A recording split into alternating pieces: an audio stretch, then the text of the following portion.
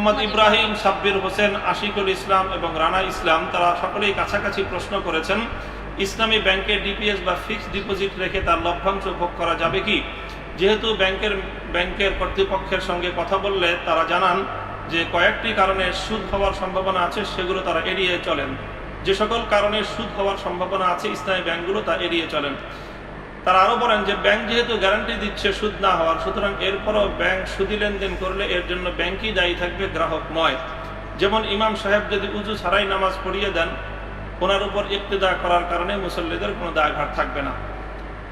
তো এটি একটি কমন সমস্যা আমাদের সমাজে, যে ইসলামী অনেকগুলো ব্যাংক আমাদের সমাজে শুধু নয়, আমাদের দেশে শুধু নয়, আন্তর্জাতিক ক্ষেত্রে অনেক, সারা দুনিয়াতেই ইসলামী ব্যাংক চলছে এখন। তো এখন এই ইসলামী ব্যাংকগুলোতে ডিপোজিট রেখে ইসলামী ব্যাংকগুলোর যে মুদারাবা অ্যাকাউন্ট আছে, সেই মুদারাবা সেভিংস অ্যাকাউন্টে টাকা রাখলে সেখান থেকে লভ্যাংশ আসে, সেই লভ্যাংশ ভোগ করা এটি বৈধ হবে কিনা?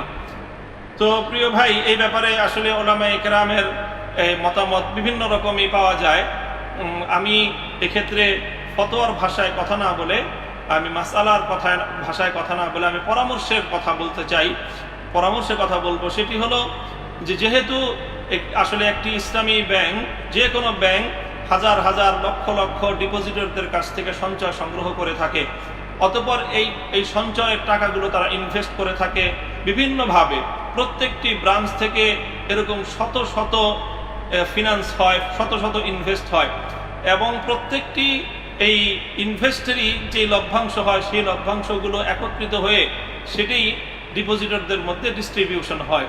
কাজেই প্রতিটি লেনদেন স্বচ্ছ এবং সঠিকভাবে হচ্ছে কিনা এটি আসলে নিশ্চিতভাবে বলা কঠিন। আর আমাদের অভিজ্ঞতা হলো, আমাদের দেশে ইসলামী ব্যাংকিং সেক্টরেও এখনো পর্যন্ত পর্যাপ্ত পরিমাণ ব্যাংকার এমন তৈরি হননি যারা আসলে এই কাজগুলো আমানতদারির সাথে পরিপূর্ণভাবে করবেন। কিছু ত্রুটি বিচ্ছুতি থেকেই যায়।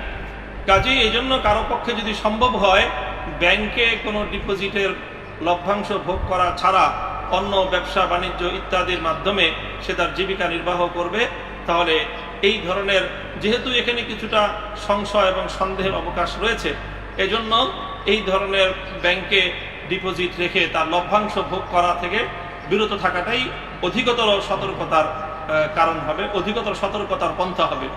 আর যদি কেউ একান্ত বাধ্যই হয়ে যায়, তার যদি আর কোনো উপায় না থেকে থাকে, সে যদি এমন অবস্থায় হয়ে যায় যে তার অন্য কোনো আয় উপার্জনের ব্যবস্থা নেই, এমনকি সে কোনো উপায় না পেয়ে শেষ পর্যন্ত কোনো সুদি ব্যাংকে টাকা রেখে সুদ খাওয়ার মতো পরিস্থিতি তার, এরকম যদি তার দিনদারির অবস্থা হয়, তাহলে সেই ধরনের ভাইদেরকে আমরা পরামর্শ দিব যে তুমি সরাসরি সুদি ব্যাংকে সুদ রেখে টাকা রেখে সুদ না খেয়ে তুমি ইসলামী ব্যাংকে ডিপোজিট রেখে সেখানকার লভ্যাংশ ভোগ করো।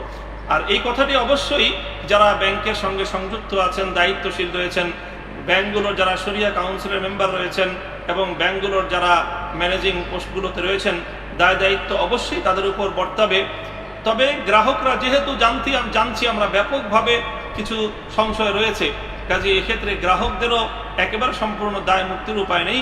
সতর্কতা অবলম্বন করতে চাইলে কেউ এই ধরনের আয় ভক্ষণ করা থেকে বেঁচে থাকাটাই বেশি অধিকতর সতর্কতার কারণ হবে।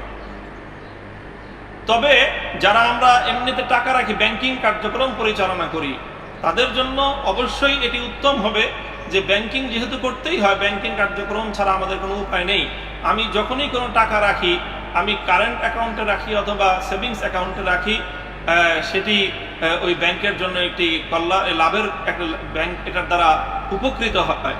কাজে সেক্ষেত্রে আমি সুদি ব্যাংকে, কনভেনশনাল ব্যাংকগুলোতে আমরা ব্যাংকিং না করে ইসলামিক ব্যাংকগুলোর সঙ্গে ব্যাংকিং করাটা এটি আমাদের জন্য ভালো হবে।